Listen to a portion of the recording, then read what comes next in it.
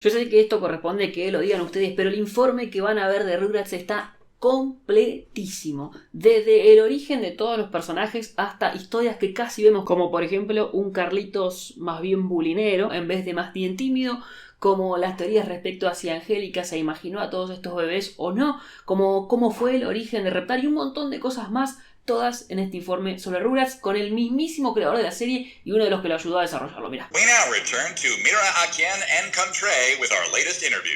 In the original pilot that I was telling you about, there was Tommy, there was the grandpa, Grandpa Lou, there were the parents, and there were Phil and Will. That was it. Tommy and Chucky didn't exist. Nobody, it was just this really simple world. It was like from the world from Tommy's point of view. We're giving you the impression it's like me and Steve and Paul did this whole show, which is totally not true. I mean, it was such a joint effort. Craig, first of all, in the designing of the characters, this is really Gabor and Arlene, really. I mean, Arlene, you said, drew like Angelica, right? Didn't you tell me? And Phil and Lil and all this kind of stuff. And Gabor brought that whole sort of Eastern European sensibility the whole way. I think he designed Tommy, right? Didn't you tell me he designed Tommy? So he designed there's Tommy. A lot of...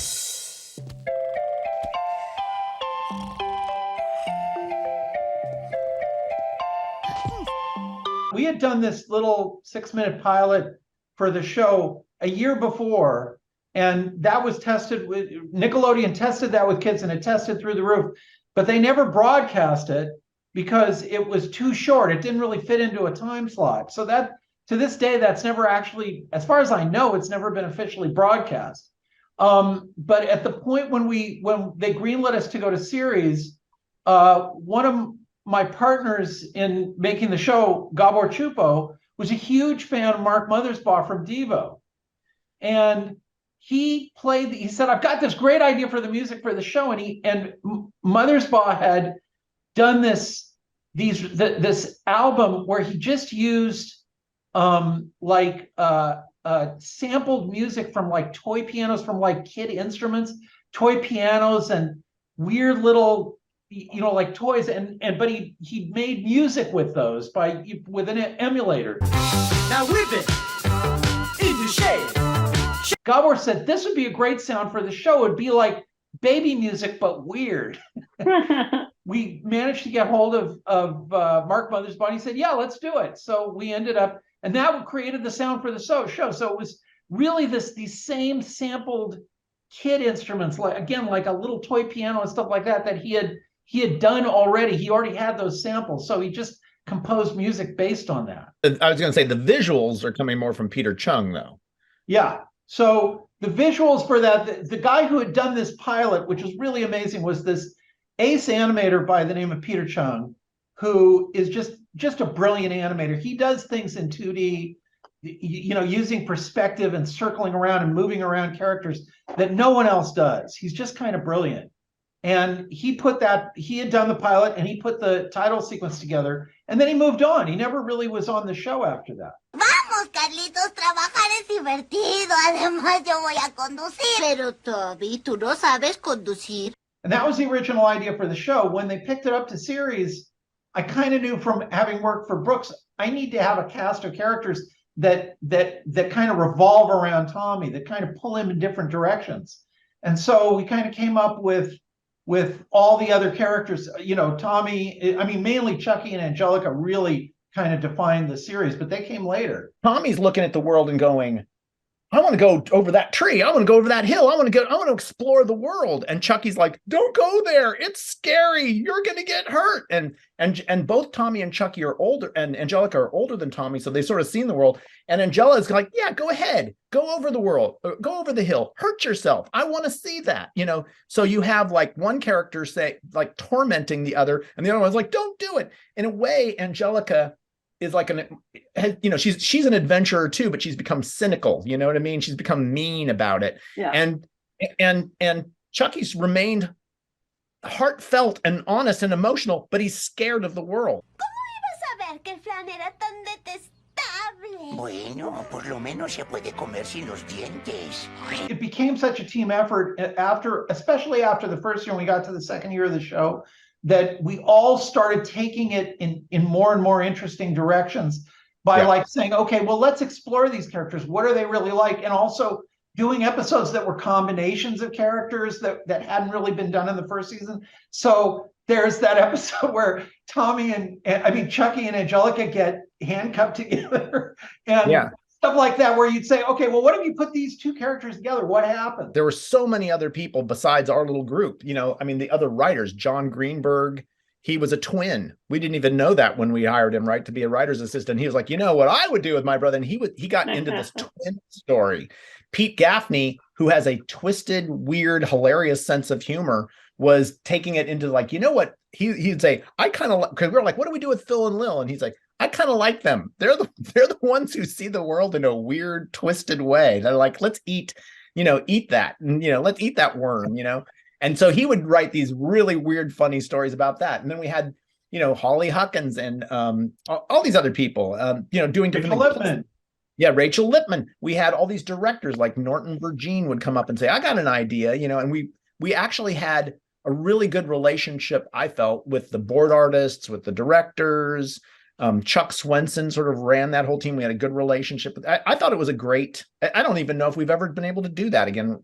Kind of on recess, I feel like there was a real sense of experimentation and that you could try different things. Oigan, amigos, hay que ser amables con quien se siente enfermo. Chucky was going to be the bully of the show. Like, it's so weird. What happened was, when we were coming up with the show, we said, well, okay, if you got this central character, this is like after the pilot was done and we were about to go to series, and I thought, I got to have a rich variety of characters revolving around this guy or there won't be enough of a story. And I thought, well, what could we do? And I thought, well, maybe we could have a bully character. So I mentioned this to Gabor, and he said, hey, I got a design that would be great for a bully. And he pulled out this design of Chucky. I don't know where he got it, right? But it was basically Chucky as he is now, pretty much, right? And I said, that guy doesn't look like a bully. He looks just the opposite, And so I talked Gabor into saying, well, let's make him something else. And he's a great looking character, but I don't think of him as a bully. And then we thought, well, what would be a good bully? And I thought, well, I remember when I was a kid, I used to get picked on by this mean girl, this girl bully. And I thought, that's hilarious, So we thought, what about a girl bully? I hadn't seen that before. Or, maybe they existed, but I hadn't seen it. So we came up with this character, Angelica. So Angelica and Chucky, we kind of come up with who they were. Chucky was always the guy who was fearful and didn't want to go on adventures. And Angelica was always the person pushing you in the wrong direction. She's like the devil and angel on your shoulder, kind of.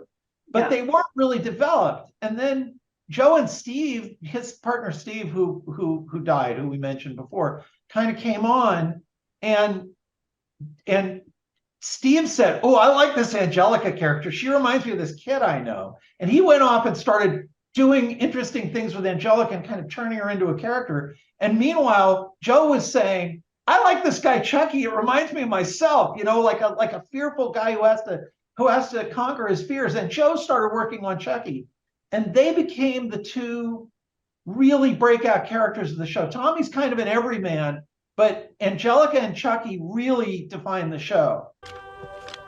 Carlitos, ella es tu mami. Well, that's a funny story. So initially what happened was this.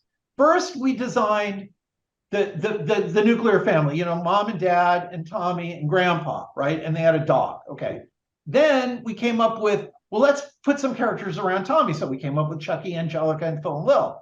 And then people started saying, well, how do all these babies get there? Like, where do they come from? And so we said, and we thought, okay, well, let's say Chucky has a dad who brings him all the time, and we'll make him like a grown-up Chucky. So we call him Charles Sr. So he's like sort of back formed from Chucky. He's sort of, Chucky is the father to his father, you can say. He was kind of formed around that. And then people started saying, wait a minute, there's this guy and he has this baby, but what's the story with his mom?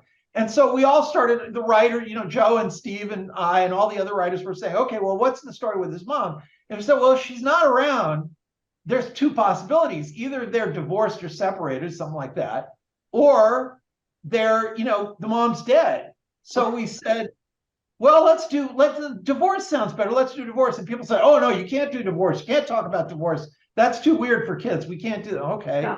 Well, let's do the mom died. They no, you can't do that. That's too scary. We can't go there. I mean, so well, what are we going to do then? And finally, we just decided we'll just make jokes about it and not ever introduce the mom. So we sometimes imply that she died and sometimes imply that they're divorced, and you never really knew. Yeah, I think one of the things Paul's pointing out is that we were always trying to make a comedy, and we were always trying to, like, we knew where our holes were and we just made fun of them.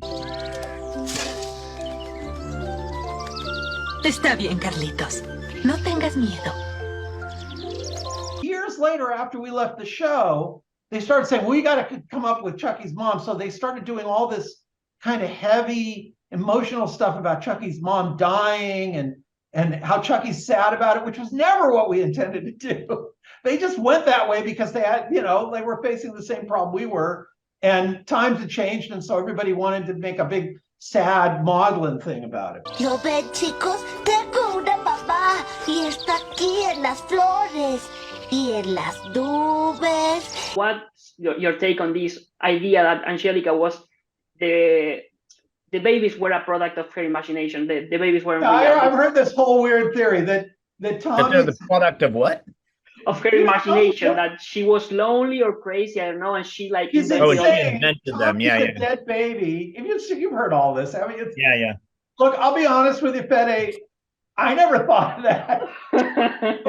Our idea was, what would life be like from a baby's point of view? If a baby could talk, what would he say? Yeah, that's where we started out, and Angelica came along later. So the idea that Angelica's this insane baby in an asylum or something, and Tommy's the dead. I mean, I've heard all these things, but I got to tell you, I mean, I think it's hilarious. I don't mind it, but it wasn't what we were thinking about.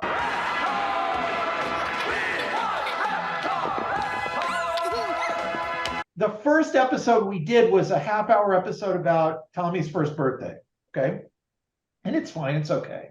And then the second thing we do, well, what are we going to do now? Like, we have to come up with 26 of these episodes in the first season, and we didn't know what to do. And I thought, well, what if we do something that's like where Tommy goes to a movie theater and he sees all these bits and pieces of classic movies, so that we could kind of make fun of genres, like film genres. And we thought, well, what would get Tommy to want to go to a movie theater? And we thought, well, what if he sees an ad on TV for like a really cheesy, monster movie, and he sees this monster and he thinks, that monster is real. I want to get to that monster. That guy's cool. And so we thought, well, what if it's like a Godzilla movie? But, not Godzilla. But that idea. So we kind of created our own Godzilla-like creature, and we called him Reptar. I mean, it's not, is it Godzilla? Not really. It was our thing. So we designed this goofy looking sort of part dinosaur, part dragon, part made up thing, and put it on the air and called it Reptar because that was a stupid name. And Tommy sees it at the beginning of the episode. He wants to get to that monster. So then his parents take him to a multiplex theater, and he gets loose, and he's going from theater to theater looking for this cool Reptar guy. And that's how it came about. And then at the very end of the episode, he sees a romantic movie where people are kissing. He sees a parody of Taxi Driver, all these weird things, and he. ¿Es ese Tommy?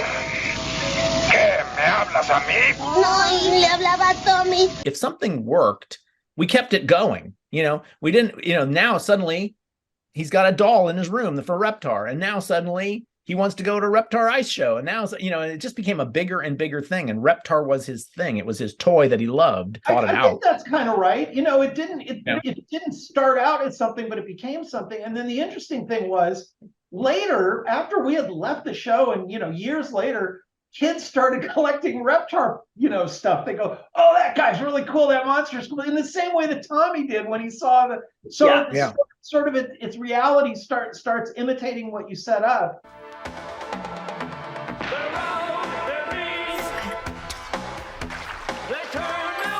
And you guys sent it to Mother's Ball for music. And again, I don't know if Mark wrote this or if our other friends wrote it, or one of Mark's people, but they wrote a Reptar theme. Do you remember this? And I remember Craig Bartlett when it came in, put the speaker up like it was Say Anything or something up on the window and blared this Reptar theme out, and we were like, huh.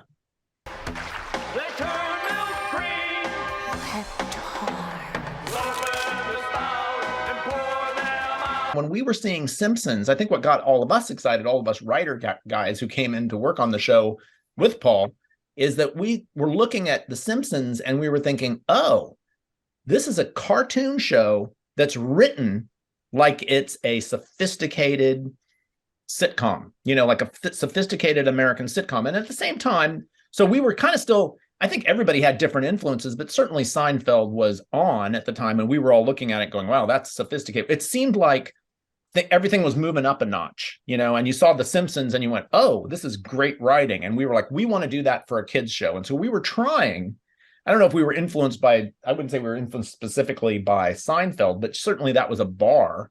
We were trying to lift all of children's writing kind of up a level and say, because, stuff like the Smurfs and stuff was the previous generation. And, not to diss the Smurfs, but, the writing's pretty simple. And so we were trying to say, well, what if you could do things where, and, that are more complicated and have story arcs and bring things back from the beginning and have inside jokes and things that only the adults get and all that kind of stuff, which I think was kind of, I don't think anybody else was trying that at that point, in my opinion. I don't know. It certainly took off after that.